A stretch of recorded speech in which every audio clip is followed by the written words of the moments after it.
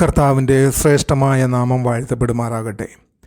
ഇന്നത്തെ നമ്മുടെ തിരുവചന വായനാ ഭാഗം 1 ശമൂവേൽ 28 മുതൽ 31 വരെയുള്ള അധ്യായങ്ങളും സങ്കീർത്തന പുസ്തകത്തിലെ 18-ാമത്തെ അധ്യായവുമാണ്.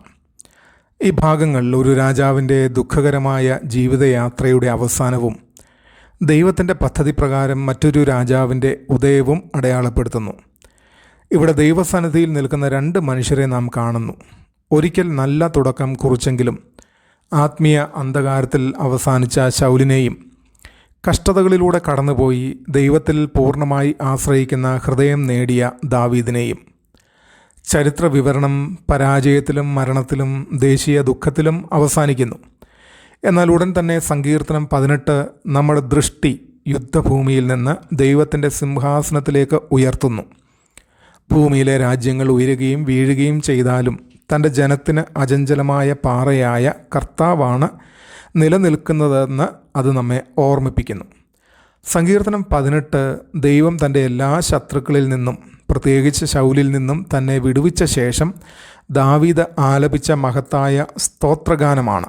2 ശമൂവേൽ 22 ഇത് രേഖപ്പെടുത്തിയിരിക്കുന്നു. ഇത് ശൗലിൻ്റെ മരണത്തിനും ദാവീദ് രാജാവായി സ്ഥാപിക്കപ്പെട്ടതിനും ശേഷമായിരിക്കാം രചിക്കപ്പെട്ടത്. എങ്കിലും 1 ശമൂവേലിൻ്റെ കഥയ്ക്ക് ഏറ്റവും അനുയോജ്യമായ സമാപനമായി ഇത് നിലകൊള്ളുന്നു.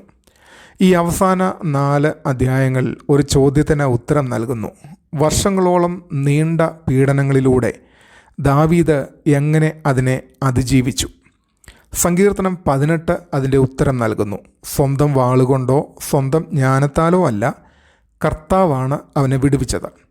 1 ശമൂവേൽ ദൈവത്തിൻ്റെ വിടുവിപ്പിനെ ചരിത്രപരമായി രേഖപ്പെടുത്തുന്നു. സങ്കീർത്തനം 18 അതിൻ്റെ ആത്മീയ അർത്ഥം ദാവീദിൻ്റെ അനുഭവത്തിലൂടെ വെളിപ്പെടുത്തുന്നു. ശമൂവേൽ എന്താണ് സംഭവിച്ചതെന്ന് പറയുന്നു. സങ്കീർത്തനം 18 എന്തുകൊണ്ടാണ് അത് സംഭവിച്ചതെന്ന് വ്യക്തമാക്കുന്നു. 28-ാം അധ്യായം പഴയ നിയമത്തിലെ ഏറ്റവും ഇരുണ്ട അധ്യായങ്ങളിൽ ഒന്നാണ്. ശമൂവേൽ മരിച്ചിരുന്നു.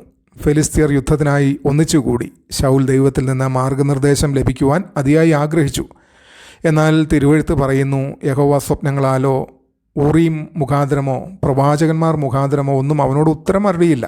ഈ നിശബ്ദത ദൈവം വിശ്വസ്തനല്ലാതായതുകൊണ്ടല്ല, ശൗൽ ദൈവത്തിൻ്റെ ശബ്ദത്തെ ആവർത്തിച്ച് നിരസിച്ചതിനാൽ അവൻ്റെ ഹൃദയം കഠിനമായി തീർന്നിരുന്നു. പശ്ചാത്തപിക്കുന്നതിന് പകരം മുമ്പ് താൻ തന്നെ നിരോധിച്ചിരുന്ന ആഭിചാര പ്രവർത്തനത്തിലേക്കാണ് ശൗൽ തിരിഞ്ഞത്. അവൻ എൻദോരിലെ ആഭിചാരിണിയുടെ അടുക്കൽ മാർഗനിർദ്ദേശം തേടി. പാപം നമ്മെ ഒരിക്കലും പോകില്ലെന്ന് വിചാരിച്ച സ്ഥലങ്ങളിലേക്ക് കൊണ്ടുപോകും. ഒരിക്കൽ ദൈവത്തിൻ്റെ ആത്മാവിനാൽ പ്രവചിച്ചിരുന്ന രാജാവ് ഇപ്പോൾ ഒരു ആഭിചാരിണിയുടെ വീട്ടിൽ ഇരുന്ന് അന്ധകാരത്തിൽ നിന്ന് ഉത്തരങ്ങൾ അന്വേഷിക്കുന്നു. അവസാനം 31-ാം അധ്യായത്തിൽ ഗിൽബോവ പർവ്വതത്തിൻ്റെ ശൗലിൻ്റെ മരണമാണ് രേഖപ്പെടുത്തുന്നത്. അഭിഷിക്തനായ രാജാവ് ഫെലിസ്തീർ ശക്തരായതുകൊണ്ടല്ല മരിച്ചത്, അവൻ ദൈവത്തിൽ നിന്ന് അകന്നുപോയതുകൊണ്ടാണ്.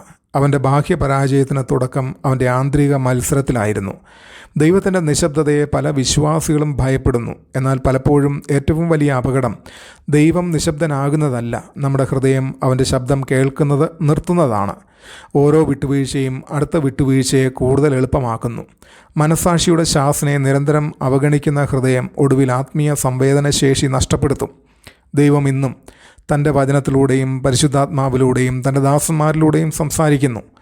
താഴ്മയോടെയുള്ള മാനസാന്തരമാണ് എപ്പോഴും ഏറ്റവും സുരക്ഷിതമായ സ്ഥലം. ശൗൽ വീണുകൊണ്ടിരിക്കുമ്പോൾ ദൈവം നിശബ്ദമായി ദാവീദിനെ സംരക്ഷിക്കുകയായിരുന്നു.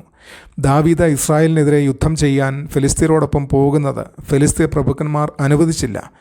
ആദ്യ നോട്ടത്തിൽ ഇതൊരു നിരാകരണമായി തോന്നുന്നു, എന്നാൽ യഥാർത്ഥത്തിൽ അത് ദൈവത്തിൻ്റെ മറഞ്ഞിരിക്കുന്ന സംരക്ഷണമായിരുന്നു. ദാവീദ് ഫെലിസ്ത്യരോടൊപ്പം യുദ്ധം ചെയ്തിരുന്നുവെങ്കിൽ ഭാവിയിലെ അവൻ്റെ രാജ്യത്വത്തിന് ഒരിക്കലും മാഞ്ഞുപോകാത്ത കളങ്കം ഏൽക്കുമായിരുന്നു. അടയുന്ന ചില വാതിലുകൾ ദൈവത്തിൻ്റെ മറഞ്ഞിരിക്കുന്ന കരുണയാണ്. തുടർന്ന് ദാവീദ് സിക്ലാഗിലേക്ക് മടങ്ങിയെത്തുമ്പോൾ അമാലേക്യർ നഗരം കത്തിച്ചു കളയുകയും അവരുടെ കുടുംബങ്ങളെ തടവിലാക്കിക്കൊണ്ട് പോവുകയും ചെയ്തതായി കാണുന്നു. എല്ലാം നഷ്ടപ്പെട്ടതായി തോന്നി. ദാവീദിൻ്റെ സ്വന്തം ആളുകൾ പോലും അവനെ കല്ലെറിയുവാൻ ആലോചിച്ചു. എന്നാൽ ഈ അധ്യായത്തിലെ ഏറ്റവും മനോഹരമായ വാക്യങ്ങളിലൊന്ന് ഇവിടെ കാണുന്നു. ദാവീദ് തൻ്റെ ദൈവമായ യഹോവയിൽ തന്നെത്താൻ ബലപ്പെടുത്തി. പദ്ധതി ആസൂത്രണം ചെയ്യുന്നതിന് മുൻപ്, യുദ്ധത്തിന് പുറപ്പെടുന്നതിന് മുൻപ്, ആരോടും സംസാരിക്കുന്നതിന് മുൻപ് ദാവീദ് ആദ്യം ദൈവത്തെ അന്വേഷിച്ചു. പിന്നീട് അവൻ യഹോവയോട് അരുളപ്പാട് ചോദിച്ചു. ദൈവം അവന് ഉത്തരം നൽകി. ദാവീദ് ശത്രുവിനെ പിന്തുടർന്നു. നഷ്ടപ്പെട്ടതൊന്നും നഷ്ടമായില്ല. എല്ലാം വീണ്ടെടുക്കപ്പെട്ടു. വിജയസമയത്ത് എത്ര ഉച്ചത്തിൽ നാം ആരാധിക്കുന്നു എന്നതല്ല വിശ്വാസത്തിൻ്റെ അളവ്. നിരാശയുടെ സമയത്ത് നാം ആരുടെ അടുക്കിലേക്കാണ് ഓടിച്ചെല്ലുന്നത് എന്നതാണ് യഥാർത്ഥ വിശ്വാസത്തിൻ്റെ അളവ്. ഓരോരുത്തരുടെയും ജീവിതത്തിൽ ഒരിക്കലെങ്കിലും ഒരു കത്തിപ്പോയ സിക്ലാഗ് ഉണ്ടാകും. സ്വപ്നങ്ങളോ ബന്ധങ്ങളോ സാമ്പത്തിക സുരക്ഷയോ ശുശ്രൂഷയോ ആരോഗ്യമോ തകർന്നു വീഴുന്നത് പോലെ തോന്നുന്ന ഒരു കാലഘട്ടം. പുനഃസ്ഥാപനം ആരംഭിക്കുന്നത് നമ്മുടെ തന്ത്രങ്ങളിൽ നിന്നല്ല, ദൈവത്തെ അന്വേഷിക്കുന്നതിൽ നിന്നാണെന്ന് ദാവീദ് നമ്മെ പഠിപ്പിക്കുന്നു. കർത്താവിൽ തന്നെത്താൻ ബലപ്പെടുത്തുന്നവർ ഒടുവിൽ ദൈവത്തിൻ്റെ പുനഃസ്ഥാപനം അനുഭവിക്കും. സങ്കീർത്തനം 18 ആനന്ദപൂർവമായ സ്തുതിയോടെ ആരംഭിക്കുന്നു. യഹോവേ, എൻ്റെ ബലമേ, ഞാൻ നിന്നെ സ്നേഹിക്കുന്നു. ദാവീദ് തൻ്റെ സൈന്യത്തെ സ്തുതിച്ചുകൊണ്ടല്ല തുടങ്ങുന്നത്, സ്വന്തം യുദ്ധവീര്യത്തെ ആഘോഷിച്ചുകൊണ്ടുമല്ല. അവൻ ദൈവത്തിൽ നിന്നാണ് തുടങ്ങുന്നത്. ഈ സങ്കീർത്തനത്തിലുടനീളം ദാവീദ് ദൈവത്തെ ഇപ്രകാരം വിളിക്കുന്നു: എൻ്റെ പാറ, എൻ്റെ കോട്ട, എൻ്റെ രക്ഷകൻ, എൻ്റെ പരിച, എൻ്റെ ദുർഗം, എൻ്റെ ശരണസ്ഥാനം, എൻ്റെ രക്ഷ. ദാവീദ് വളരെ ആഴമുള്ള ഒരു സത്യം മനസ്സിലാക്കിയിരുന്നു. അവൻ നേടിയ ഓരോ യുദ്ധവിജയവും യുദ്ധഭൂമിയിൽ ലഭിക്കുന്നതിന് മുൻപ് പ്രാർത്ഥനയിൽ നേടിയെടുത്തതായിരുന്നു. ഓരോ വിടിവിപ്പും ദൈവത്തിൽ നിന്നാണ് വന്നത്. അവൻ്റെ ശക്തി പോലും ദൈവത്തിൽ നിന്നായിരുന്നു. ഗുഹകളും വഞ്ചനയും ഏകാന്തതയും വ്യാജാരോപണങ്ങളും വർഷങ്ങളായുള്ള കാത്തിരിപ്പും ദാവീദ് അനുഭവിച്ചിരുന്നു. പിന്നീട് പിന്നോട്ട് നോക്കുമ്പോൾ അവന് പറയാൻ കഴിഞ്ഞു: എൻ്റെ ജീവിതത്തിലെ ഓരോ വേദനാജനകമായ അധ്യായത്തിലും കർത്താവ് എന്നോട് കൂടെ ഉണ്ടായിരുന്നു. പലപ്പോഴും കൊടുങ്കാറ്റ് കഴിഞ്ഞതിന് ശേഷമാണ് ദൈവത്തിൻ്റെ വിശ്വസ്തതയെ നാം കൂടുതൽ വ്യക്തമായി തിരിച്ചറിയുന്നത്. ഇന്നത്തെ ലോകം നമ്മുടെ വിദ്യാഭ്യാസത്തിലും തൊഴിൽ വിജയത്തിലും സമ്പത്തിലും സാങ്കേതിക വിദ്യയിലും സ്വാധീനത്തിലും കഴിവുകളിലും ആശ്രയിക്കാൻ നമ്മെ പ്രലോഭിപ്പിക്കുന്നു. എന്നാൽ സങ്കീർത്തനം 18 നമ്മെ ഓർമ്മിപ്പിക്കുന്നത് നമ്മുടെ യഥാർത്ഥ സുരക്ഷ നമുക്കുള്ളതിലല്ല, നാം ആരിൽ ആശ്രയിക്കുന്നു എന്നതിലാണെന്നാണ്. ദൈവം ഇന്നും ഒരിക്കലും കുലുങ്ങാത്ത പാറയാണ്. ക്ഷീണിച്ചിരിക്കുന്ന വിശ്വാസികൾക്ക് ശക്തി നൽകുന്ന വിടിവിപ്പുകാരൻ ഇന്നും അവനാണ്. ഓരോ യുദ്ധത്തിനു മുൻപും യുദ്ധത്തിനിടയിലും യുദ്ധത്തിന് ശേഷവും സ്തുതിക്കപ്പെടുവാൻ യോഗ്യൻ അവനാണ്. ഈ അധ്യായങ്ങൾ പരസ്പരം തികച്ചും വ്യത്യസ്തമായ 2 അവസാനങ്ങൾ നമ്മുടെ മുമ്പിൽ വയ്ക്കുന്നു.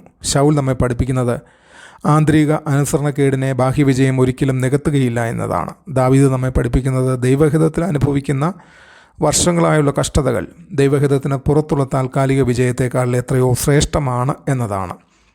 ഒരു രാജാവ് അന്ധകാരത്തിൽ നിന്ന് ഉത്തരങ്ങൾ അന്വേഷിച്ചു, മറ്റൊരു രാജാവ് ദൈവത്തിൽ നിന്ന് ശക്തി അന്വേഷിച്ചു. ഒരാൾ നിരാശയിൽ മരിച്ചു, മറ്റേയാൾ ഒടുവിൽ സങ്കീർത്തനം 18 ആലപിച്ചു.